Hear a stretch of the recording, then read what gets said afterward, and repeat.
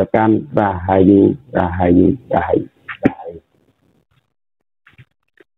Perang Pajang dan Jipang Panolan. Nah, Panolan.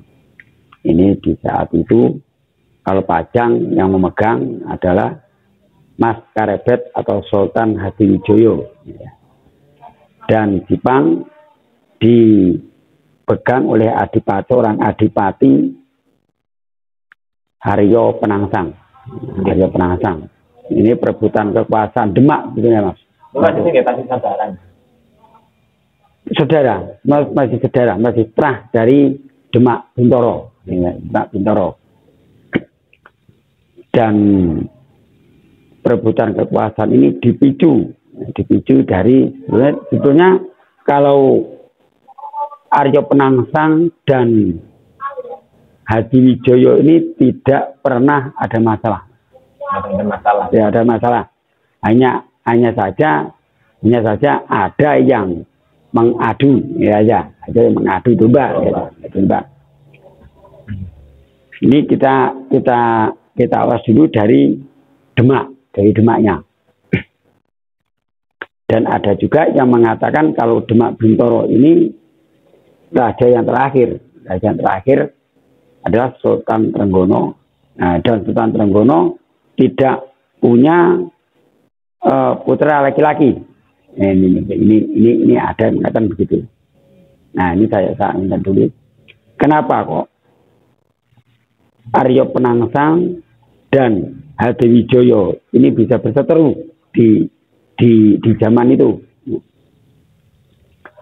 Karena dia atau Aryo Penangsang ini merasa punya hak atas Demak Bintoro. Karena ayahnya juga seorang pangeran Pati, seorang pangeran dari Demak, putra dari Raden Patah. Nah, Raden Patah atau Sultan Demak yang pertama. Siapa ayahnya Aryo Penangsang? Yaitu Raden Sekar atau Pangeran Sidolepen atau Pangeran Suryowiyoto. Dan Pangeran Suryowiyoto ini waktu pemilihan raja, pemilihan sultan di Demak, semua saudara-saudaranya ini punya jabatan semua. Saudara Trenggono ini. Punya pangkat lagi. Betul. Contohnya seperti ayahnya Aryo Penangsang sendiri, Pangeran Suryowiyoto punya jabatan di Pajang, di Jipang Panolan sebagai adipati. Waktu itu bukan Jipang namanya Mas, Dagan Panolan namanya. Itu yang dipegang oleh Pangeran Suryowiyoto. Dan saudara-saudaranya yang lain juga sudah dapat sebagai adipati. Ada yang di Banten, ada yang di Madura. Jadi Madura yaitu seperti pangeran atau adipati Singgi, Langgar Singgi di Madura. Nah, ini iparnya Mas, menantu dari Raden Patah. Dan semua saudara-saudara ini perempuan. Nah, perempuan. Dan yang laki-lakinya Sultan Trenggono sendiri, Pangeran Trenggono dengan Suryowiyoto. Nah, sebetulnya kalau di Giliranca, setelah meninggalnya Patiunus atau Sultan Patiunus, ini yang jadi raja adalah bisa Pangeran Suryowiyoto yang lebih tua dari Sultan Trenggono. Tapi berhubung waktu itu Pangeran Suryowiyoto sudah menjadi adipati di Dagan. Nah, di Dagan. Dan yang belum punya jabatan, belum punya pangkat, tinggal Trenggono sendiri. Nah, Trenggono. Akhirnya Sunan Giri menunjuk Pangeran Trenggono sebagai Sultan di Demak Bintoro. Nah, ini Mas. Dan Demak Bintoro kemudian diserahkan oleh Sunan Giri kepada Sultan Trenggono. Nah, kemudian tidak terima. Yang tidak terima itu adalah Pangeran Sriwiyoto. Nah, tidak terima. Ya, betul. Nah, kemudian si Sunan Giri ini kalau tidak setuju dengan putusan saya, berarti biar saya sendiri yang jadi raja. Nah, ini setuju nih kabeh, Mas. Tapi setuju. Biar saya sendiri yang jadi raja. Akhirnya Sultan Trenggono ngalah. Ngalah, Mas. Akhirnya setelah Sunan Giri ini menjadi raja, tapi menjadi raja cuma sebentar, Mas.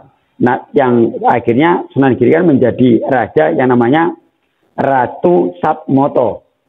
Nah, atau Sultan Satmoto. Jadi sakit depi mripat. Setelah menjadi raja, kemudian dia turun tahta lagi. Tahta diserahkan kepada Sultan Trenggono. Nah, itu Mas, Sultan Trenggono. Nah, dan akhirnya Pangeran Sriwiyoto ini pergi dan bersumpah tidak akan menginjakkan kakinya di Demak Bintoro. Nah, Demak Bintoro ini tidak dia tidak bersumpah tidak akan sowan atau balilo, ini benar ngomong. Nah. Dan tapi setiap utusan untuk dipanggil oleh Sultan Trenggono ini kan juga yang lebih muda, lebih muda. Jadi walaupun beliau ini sebelum menjadi sultan sudah punya putra putri, banyak anaknya, Mas. Termasuk seperti istrinya Arya Penangsang, seperti Ratu Kalinyamat, putri-putrinya. Nah, juga yang ada yang laki-laki yang namanya Bagus Mukmin. Nah, Bagus Mukmin ini pun juga muridnya Sunan Kudus, dan Arya Penangsang juga muridnya Sunan Kudus. Nah, itu Mas.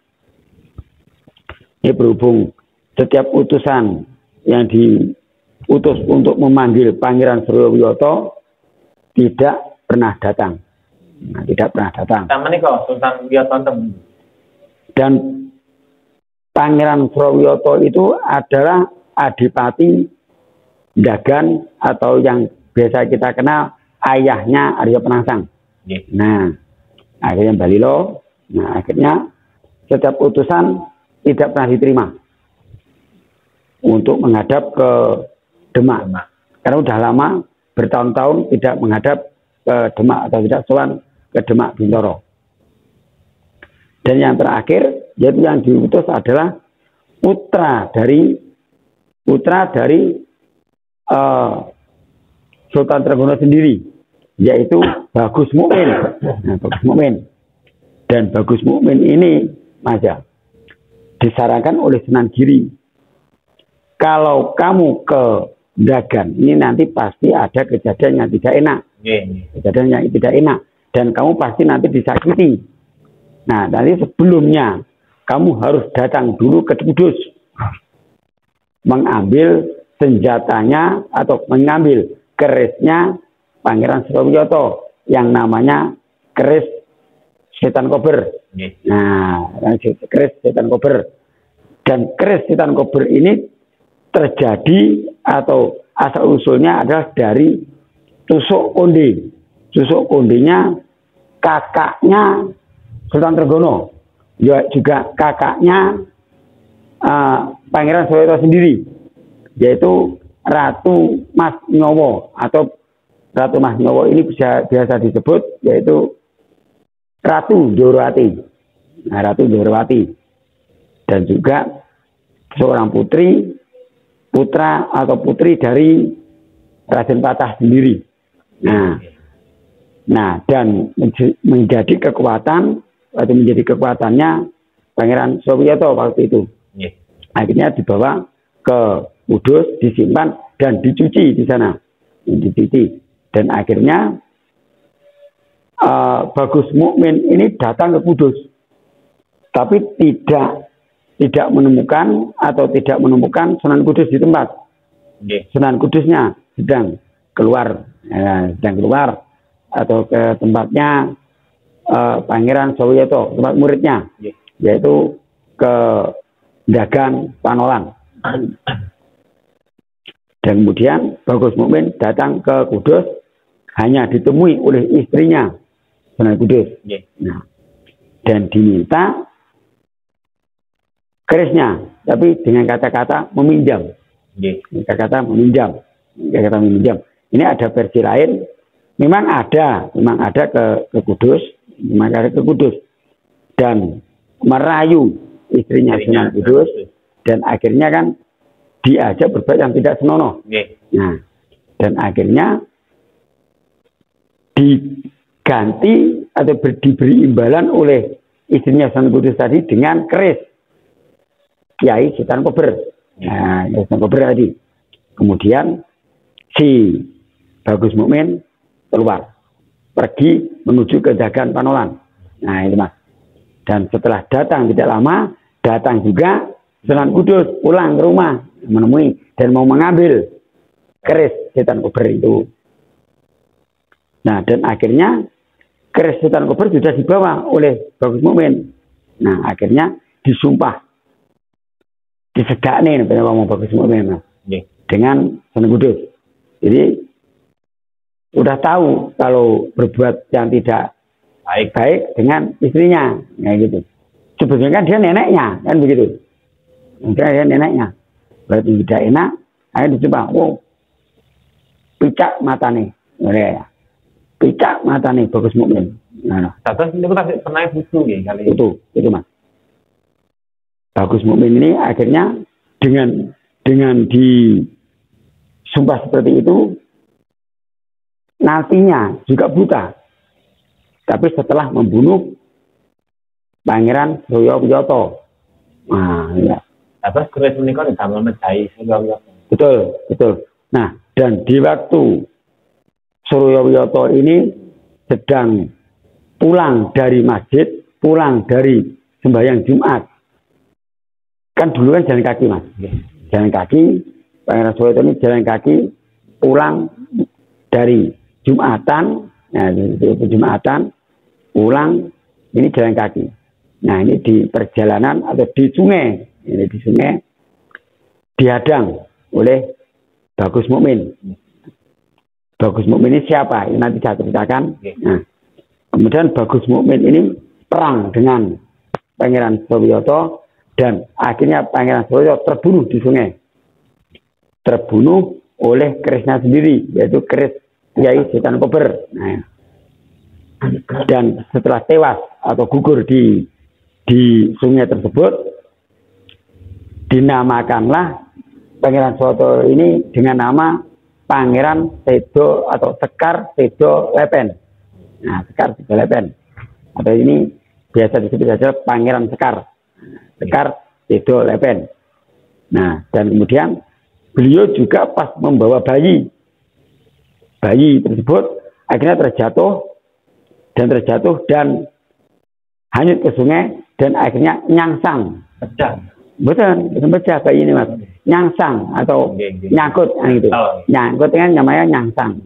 Dan ketemu oleh Sunan Kudus, dan akhirnya dirawat bayi tersebut, dan bayi tersebut dinamakan Aryo Penangsang. Nah, karena nyangsang itu mau, Mas. Bahkan benar-benar Aryo Penangsang dari Pangeran Sowiyoto. Akhirnya tahu, atau dewasa tahu, dan juga di apa ya? Ya wong diopeni, dirawat neng Demak ya kan gitu. Bahkan berkumpul di Demak semua. Aryo Penangsang, Joko Tingkir, dan semuanya berkumpul di sana. Nah, dan Joko Tingkir ini adalah menantu, Mas. Kedudukannya di Demak hanyalah menantu. Kalau Sunan Kudus muridnya Aryo Penangsang. Kalau Sunan Kalijogo punya murid Karebet atau Jawa Tingkir. Nah, yang nantinya menjadi sultan di Pajang. Nah, itu Mas. Nah, dan ada kejadian itu setelah membunuh Pangeran Suwawiyoto, Bagus Mukmin langsung buta. Ya, kena sumpahnya Sunan Kudus tadi. Nah, karena sumpah Bagus Mukmin masih putih nih. betul, betul Mas. Nah, betul. Dan kemudian terjadi peperangan lagi Mas. Dari kedatangan dari Demak juga, tapi yang dari Madura. Nah, yaitu dari Raden Pamekasan. Raden Pamekasan ini adalah putra dari Pangeran atau Adipati Langgar Singgih. Nah, itu Mas. Ini kemudian terjadi peperangan. Jadi peperangan antara orang Madura dan Demak. Gitu. Dan akhirnya dimenangkan oleh Demak juga. Ya, dimenangkan oleh Demak. Setelah Demak tadi, kemudian Demak sebelum wafatnya Sultan Trenggono. Sebelum wafatnya Sultan Trenggono. Ini sudah ada pembagian wilayah. Dibagi. Sudah ada pembagian wilayah. Dan Sultan Trenggono sendiri sudah membagi sendiri. Dan untuk putranya Sultan Trenggono, ini putranya asli Mas. Putra kandungnya. Itu Bagus Mukmin tadi. Nah, Bagus Mukmin tadi dianugerahi tempat atau wilayah yaitu di Purwatan, Pati. Nah, dan beliau menjadi sultan juga di sana dan bergelar Sunan Prawoto. Sebetulnya Sultan Demak, tapi Demak ini udah dipindah ke Purwatan. Nah, Purwatan dinamakan Sunan Prawoto. Nah, dan kemudian Arya Penangsang sendiri dianugerahi wilayah di Kadipaten Dipang. Dipang, Panolan. Dan Sultan Hadiwijoyo atau Karebet atau Jawa Tingkir dianugerahi wilayah di Bumi Pojok Solo Mas, yang kemudian menjadi yang namanya Pajang itu istilah dari nama pojok. Jadi Pajangnya ini tadi sebetulnya ada Pajang yang lama. Nah, jadi meneruskan yang dulu, begitu.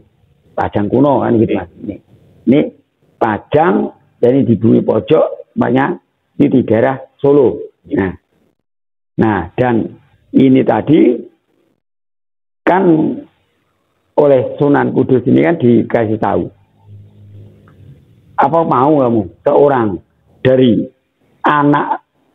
anaknya pangeran, anaknya bupati, juga cucunya raja atau cucunya sultan Trah Raja Majapahit, mau tunduk kepada seorang desa. Maksudnya ini Sultan Hadiwijoyo.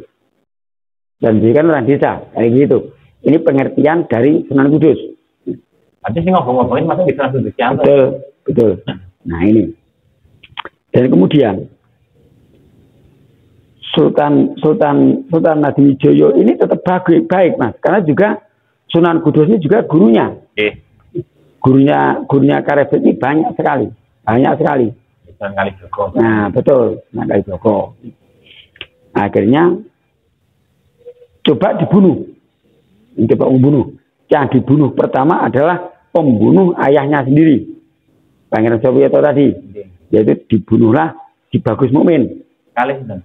Kalih suruhan dari Arya Penangsang.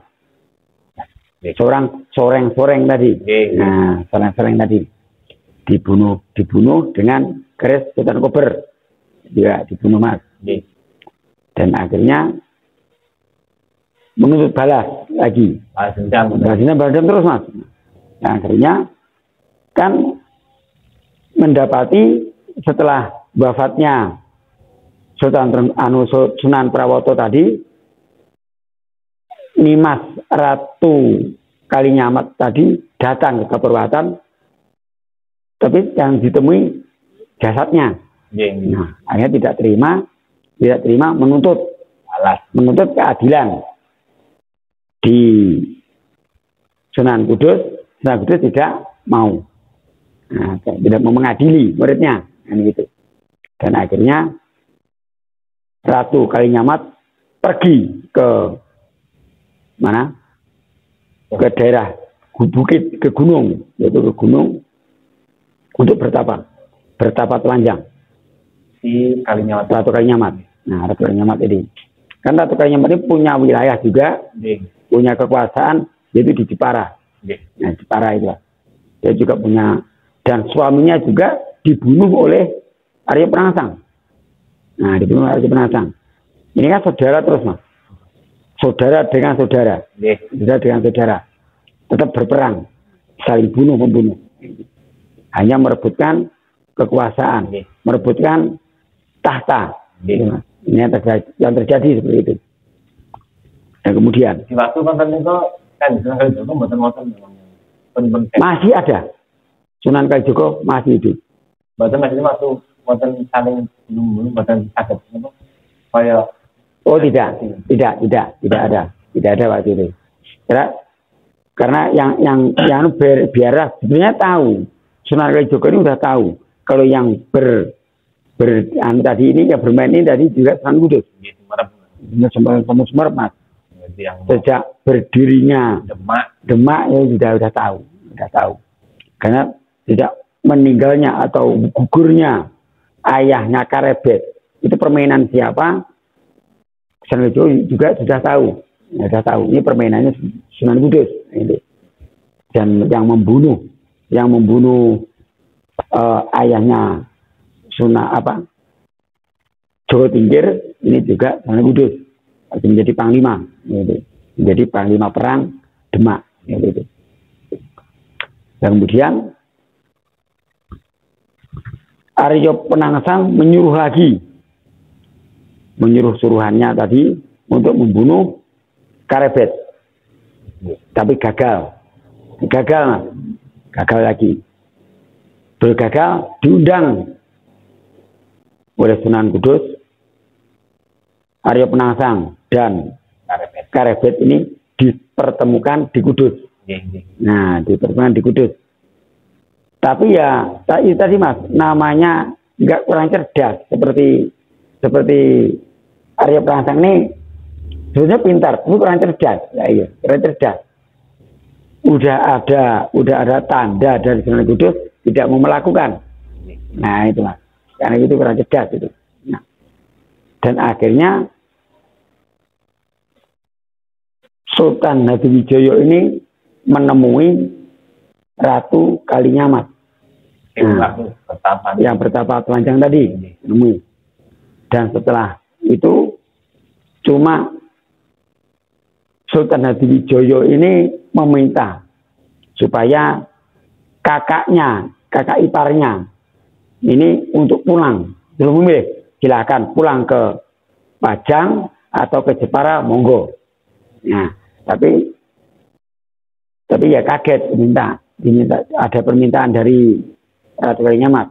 Saya mau pulang. Kalau sudah Arya Penangsang sudah mati. Dan saya bisa keset dasi Arya Penangsang. Gitu. Karena Arya Penangsang sudah membunuh satu kakaknya dan yang kedua membunuh suaminya. Nah ini. Kemudian disanggupi oleh Jawa Tingkir. Nah, Sandiwijaya disanggupi. Nah, dan membuatlah sayembara. Siapa yang bisa membunuh Arya Penangsang akan saya hadiahi wilayah, yaitu 2 wilayah. 1 Pati dan yang kedua adalah Alas Mentau. Nah, kemudian disanggupilah oleh Ki Pemanahan. Betul, Ki Pemanahan tersebut kemudian mengambil sayembara tersebut. Tapi Ki Pemanahan ini tidak bisa berbuat apa-apa tanpa ada kakak iparnya, Ki Panjawi. Dan kemudian ada trio ini Mas. Trio ini trio ini yang disebut seperti Ki Gede Pemanahan, Ki Panjawi, dan Ki Juru Mertani. Nah, dari Ki Juru Mertani inilah yang sebagai sutradara perang antara Jipang Panolan dan Pajang bisa memenangkan karena atas politik beliau. Nah, memang dia cerdas. Cerdas. Ki Juru Mertani ini kan juga keturunan dari Ki Ageng Selo. Nah, juga keturunan dari Majapahit. Nah, itu Mas. Ahli perang memang. Hanya diminta kalau mengambil sayembara tersebut, ajaklah Raden atau Sutawijaya. Raden Sutawijaya ini harus diajak. Loh, apa oleh karo Sultan? Apa oleh Kang karo Sultan, Kang? Enggak oleh lho, Kang. Wis dadi anake sing ditresnani. Nah. Pokoknya sampean kudu iso bujuk Sultan. Bujuke ngene. Dan Sutawijaya ini sudah diangkat anak. Jadi angkat anak oleh Sultan Hadiwijaya. Nah, Sutawijaya ini kan putra dari sebetulnya putra kandung Ki Gede Pemanahan. Kemudian diambil anak oleh Sultan Hadiwijaya. Karena untuk anak pancingan tadi. Atau akhirnya dipersaudarakan juga dengan Pangeran Benowo. Nah, itu Mas. Dan ke Pangeran Benowo waktu itu namanya waktu terjadi perang antara Pajang dan Jipang juga ikut. Wasis dan Danang ini juga ikut. Panggilannya kan mereka kalau Sutawijaya ini panggilannya Danang. Dan Pangeran Benowo ini panggilannya Wasis. Nah, Wasis. Ini panggilan seorang pangeran. Dan kemudian mereka ikut perang. Alit Mas, ya, 15-an tahun lah. Remaja 15-an tahun. Mungkin selisih umurnya selisih 2 atau 1 tahun lah dengan Wasis tadi, Sutawijaya ini. Kemudian karena nggak tega, Sultan Hadiwijaya ini nggak tega melihat putranya ikut perang. Akhirnya Sutawijaya ini dikasih senjata andalan. Senjata simpanannya Jawa Tingkir. Nah, yaitu tombak Kiai Pleret. Nah, pegang itu. Akhirnya terjadi perang. Sebelum terjadi perang ini dipanah-panasi dulu. Nah, waktu dalam perjalanan ke Jipang, perjalanan menuju ke Sungai Bengawan Sore bertemu dengan Pekate yang sedang mencari rumput. Nah, kemudian didekati Pekate tersebut dan dipotong telinganya. Potong telinganya dan digantungi surat tantangan. Dan surat tantangan ini yang menulis Ki Gede Pemanahan. Atas saran dari Ki Gede Juru Mertani. Atas saran. Jadi surat tantangan ini atas nama Sultan Hadiwijaya. Nah, panas si Arya Penantang. Akhirnya didatangi. Tapi dinasihati Mas oleh Ki Juru Mertani. Jangan sampai prajurit-prajurit Pajang ada yang menyeberang Sungai Bengawan Sore. Nah, jadi pancing siapa yang bisa sampai menyeberang dia yang kalah. Pasti kalah, gitu Mas. Akhirnya dipancing prajurit-prajurit Jipang dipancing akhirnya menyeberang. Nah, termasuk Arya Penantang sendiri dan Pajang akhirnya perang. Di situ terjadi perang dan Arya Penantang akhirnya gugur di tangan Danang Sutawijaya. Tapi di situ diakui yang membunuh adalah Ki Gede Pemanahan. Begini Mas, karena Mas, kalau nanti kalau Sultan Hadiwijaya ini tahu kalau yang membunuh Danang tidak akan keluar hadiahnya. Nah, itu. Nah, kemudian diakuilah yang membunuh adalah Ki Gede Pemanahan dan Ki Panjawi. Dan akhirnya Ki Gede Panjawi mendapat wilayah Pati. Pati. Nah ini kalau untuk Alas Mentau lama baru diserahkan. Akhirnya Ki Gede Pemanahan mengadu kepada gurunya yaitu Sunan Kalijogo, mengadu, akhirnya kemudian diserahkanlah Alas Mentau kepada Ki Gede Pemanahan. Nah ini, dan akhirnya dibangunlah menjadi Mataram Islam. Nah dari Mataram Islam yang pertama di Pulau Jawa adalah Mataram, pendirinya adalah Ki Gede Pemanahan, bukan Danang Sutawijaya.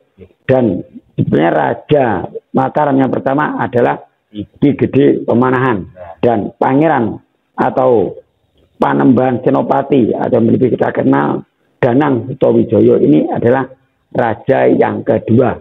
Nah, dan juga sebagai penasihat raja di Mataram ini adalah Ki Juru Mertani. Nah, Juru Mertani. Dan inilah Kerajaan Mataram atau yang nantinya menurunkan raja-raja di Jawa yang sampai sekarang ini. Seperti nantinya Surakarta Hadiningrat dan Ngayogyakarta Hadiningrat.